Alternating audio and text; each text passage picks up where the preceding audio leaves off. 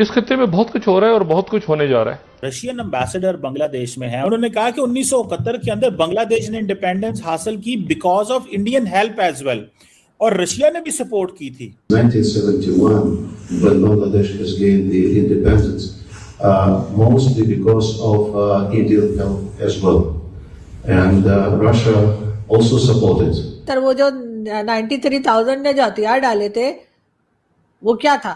चाहते हैं कि मोदी साहब अपनी आर्मी बांग्लादेश में उतारे। ये कुछ बड़ा ही चाह रहे हैं इंडिया से, क्योंकि इंडिया तो काफी टाइम से इनको इग्नोर कर रहा है। देखिए, आप इंडिया कुछ नहीं कह रहा, अमेरिका कह रहा है, यूनेस्को, रशिया के एम्बेसडर कह रहे हैं यूनेस्को। हादी एक कंट्रोवर्शियल कैरेक्टर था। इसने ये लीडर कहा जाता है, ये लीडर था इन दहशतगर्दों का जो बांग्लादेश की सड़कों पे घूम रहे हैं, और पिछले 1 साल से हादी लश्कर लेके जाता था। ये बांग्लादेश को इस तरह नहीं करना चाहिए। अगर मोहम्मद यूनिस की बात करें, यूनाइटेड नेशन में जब शहबाज शरीफ गए, मोदी साहब गए मोहम्मद यूनिस के, तो मोहम्मद यूनिस चाहते थे मेरी मोदी साहब से मुलाकात हो, लेकिन मोदी साहब इनसे इतना नाराज हो गया कि वो नहीं मिले। तो उनको हरे भरे भाग दिखाए गए कि तुम हमें बस इसको शेख हसीना को बाहर निकालो, उसके बाद हम देखो बांग्लादेश को सुपर पावर बना देंगे। वो बनी नहीं। भाई वॉशिंगटन, जो करना है वो कर लो, अब जो करना है वो कर लो। तू इसे लाया था, हम इसे ठोकेंगे। अगर भारत आ जाएगा या कोई और आ जाएगा उनकी मदद के लिए, तो सर फिर यही होगा। और यही गलती सर हम इस वक्त बलूचिस्तान में दोहरा रहे हैं, और ये हाल जो कर रहे हैं ना हम सर, ये बांग्लादेश से कम नहीं होगा। मैं आपको आज बता रही हूँ, आज डेट लिख लीजिए, वीडियो रख लीजिए। जय हिंद दोस्तों, स्वागत है आपका आपके चैनल जय भारत में। हाल ही में बांग्लादेश और भारत के बीच काफ़ी तनाव हुआ।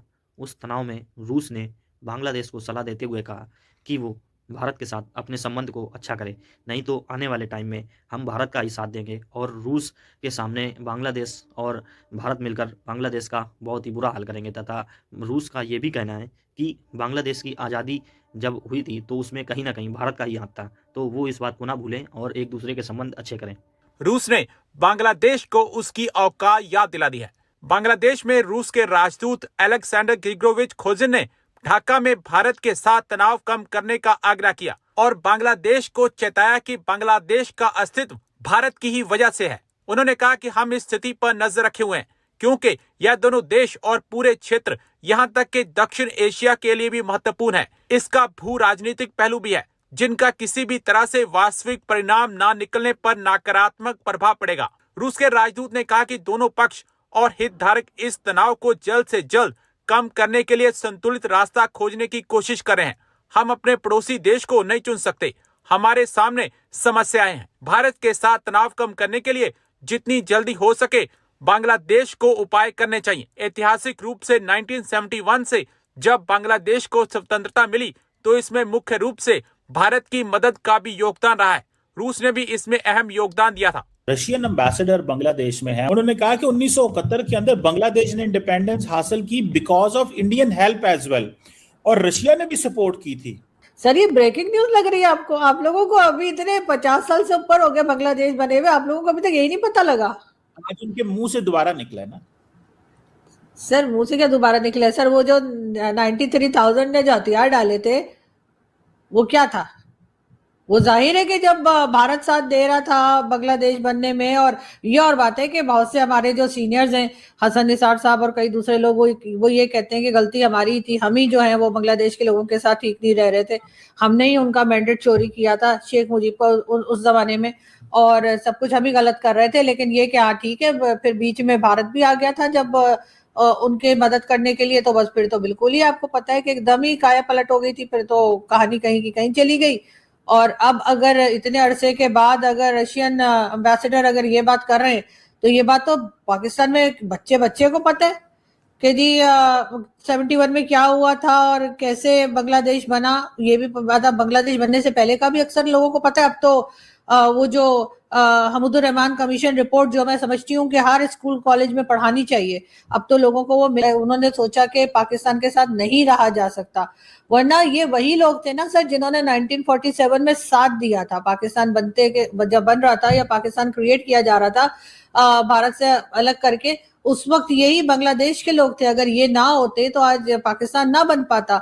लेकिन जिसने भी साथ दिया, चाहे वो बांग्लादेश के लोग हों, चाहे वो अहमदियाज हों, चाहे वो मुहाजिरों जो के भारत छोड़कर पाकिस्तान आए, उन तमामी लोगों के साथ सर क्या सलूक किया गया, यहाँ पे सब लोगों के साथ किस तरीके से बिहेव किया गया कि चले बांग्लादेश की तो जान बची, वो निकल गए बेचारे यहाँ से, अच्छा हुआ उनके साथ, वरना हमने तो उनका जीना आराम कर रखा था। अगर मैं अपने सीनियर्स की बात को सुनूं और समझूं, जिसमें कई लोग हैं, जिसमें सलमान रशीद साहब भी हैं लाहौर से, हसन निसार साहब भी हैं, परवेज उदवाई भी हैं और कई दूसरे।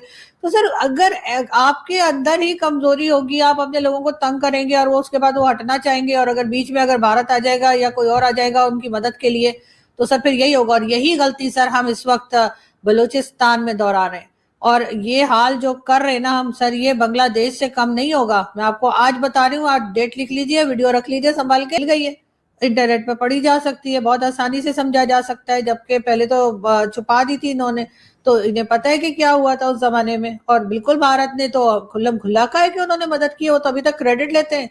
हालांकि सर हरकतें तो हमारी खराब थी बांग्लादेश के लोगों के साथ, होना तो यही था, लेकिन वो अब जाहिर है क्योंकि वो देश बन गया तो उन्होंने क्रेडिट ले लिया, और जब तक नहीं बना था तब तक वो लोग कुछ नहीं कह रहे थे। तो सर ये तो कोई नई बात नहीं कही है। देखिए मैडम, हमने हमारे मुल्क में क्या हो रहा है हमें पता है, हमें उसको कैसे ठीक करना है ये हमें पता है। ये तो नहीं हो सकता दूसरा मुल्क न्यूट्रल होकर बात करे। अल्लाह को जान देनी है आपने भी और मैंने भी। उससे पहले जो कुछ यहाँ हो रहा था, जो हसन निसार साहब ने अपने वीडियो लॉग में, और वो वीडियो जो बनाते हैं वो अपनी जो यूट्यूब चैनल के लिए भी और टीवी चैनल पे भी, उन्होंने कई बार कहा है कि यहाँ पे जो बांग्लादेश के लोग थे पहले, तो उनके साथ हम किस तरीके से बिहेव करते थे, और उनको अपने साथ बिठा के खाना नहीं खिलाना, उनकी इंसल्ट करना, वो वॉशरूम बनाने का अगर कहे तो उस पर उनका मजाक उड़ाना, तो ये सब कुछ पाकिस्तान के लोग करते रहे ना, उस जगह पर ले गए जहां पर जाकर वो इस। और अगर ये जो हमारी पॉलिसीज चल रही हैं अगर हमने ना बदली और हमने वही हरकतें जारी रखी जो हमने 71 में रखी थी, तो सर बलूचिस्तान भी हमारे हाथ से जाएगा। फिर वहां के लिए भी फिर आप क्या करेंगे, भारत को इल्जाम देंगे, अपने आप को भी कभी इल्जाम दे दिया करें ताकि पता तो लगे कि यहाँ से जो गलती हो रही है। हादी एक कंट्रोवर्शियल कैरेक्टर था, इसने ये लीडर कहा जाता है, ये लीडर था इन दहशतगर्दों का जो बांग्लादेश की सड़कों पे घूम रहे हैं, और पिछले 1 साल से हादी लश्कर ले के जाता था और आगे लगाता था, और ये ह्यूमन राइट्स के ठेकेदार उसके मरने पे शोक मना रहे हैं। झंडा जर्मनी ने अपना हाफ पास पे कर दिया। एक लिमिट होती है, चलें ये भी आपका एक पॉलिटिकल वो है, लेकिन ये जो दीपू मरा है उसको भी तो कंडेम करें ना। ये तो प्योर एक्स्ट्रा जुडिशियल मर्डर था, मर्डर से भी ज्यादा बेहुर्मत थी इंसानियत की। इस पे इन लोगों ने एक बयान नहीं दिया, सिवाय एमनेस्टी इंटरनेशनल के। अभी तक मुझे इंटरनेशनल अथॉरिटी की तरफ से कोई बयान नजर नहीं आया। अजीज दोस्तों, और इससे ज्यादा क्या इन लोगों का चेहरा नंगा होगा कि आपके सामने है हर चीज। इसमें कोशिश ये हो रही है कि आप इस पूरे सिनेरियो में देखें। आई होप आपने वीडियो में एंजॉय किया होगा। तो ऐसे ही वीडियो देखने के लिए सब्सक्राइब कीजिए जय भारत चैनल को। हमारे चैनल पे आपको Pakistani reaction, Pakistani girls reaction, Pakistani media reaction, Pakistani funny reaction तथा पाकिस्तानी लास्ट अपडेट व पाकिस्तान की छोटी बड़ी न्यूज़ हमेशा मिलती रहेगी। मिलते हैं नेक्स्ट वीडियो में, जब तक ले जय हिंद जय भारत।